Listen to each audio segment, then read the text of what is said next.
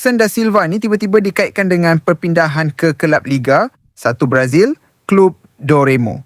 Tapi laporan tu nampaknya tak benar menurut Futebol Zueiro PA. Malah, Bergson sekarang dilaporkan dah mengesahkan proses naturalisasi sebagai warga negara Malaysia dan bakal terus bersama JDT untuk musim 2026-27. Musim lepas memang gila statistik Bergson.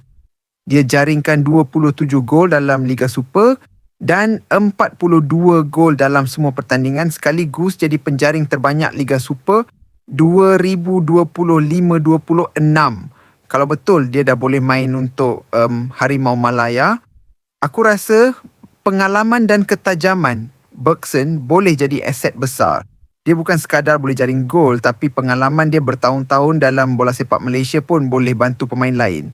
Kalau naturalisasi ni selesai, memang menarik nak tengok Bergson pakai jersey Harimau Malaya.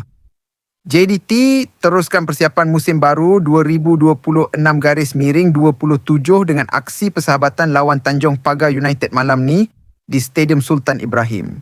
Dan separuh masa pertama memang nampak JDT terlalu selesa apabila dah mendahului 3-0. Marcos Guilherme antara pemain yang mencuri perhatian apabila berjaya menjaringkan gol, manakala Bergson da Silva pun tak ketinggalan masuk dalam senarai penjaring. Kalau tengok perbezaan dua pasukan ni, musim lepas memang agak besar. JDT berjaya habiskan Liga Super 2025-26 tanpa kalah, menang 23 daripada 24 perlawanan, menjaringkan 117 gol dan cuma bolos 10 gol. Bergson pula muncul penjaring terbanyak JDT dengan 27 gol dalam Liga. Tanjong Pagar pula melalui musim yang jauh lebih mencabar.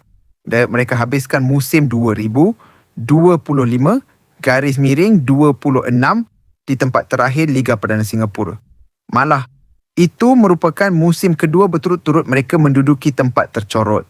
Tapi untuk musim baru, Tanjong Pagar datang dengan wajah yang berbeza. Mereka dah tukar pengurusan dan dibimbing jurulatih baharu Miguel Llado, selain membawa masuk beberapa muka baharu.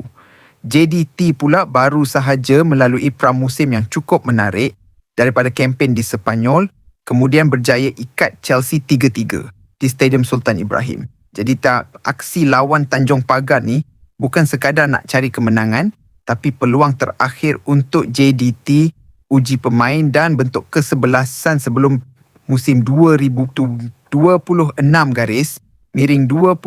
bermula. Setakat separuh masa, JDT 3, Tanjong Pagar United 0.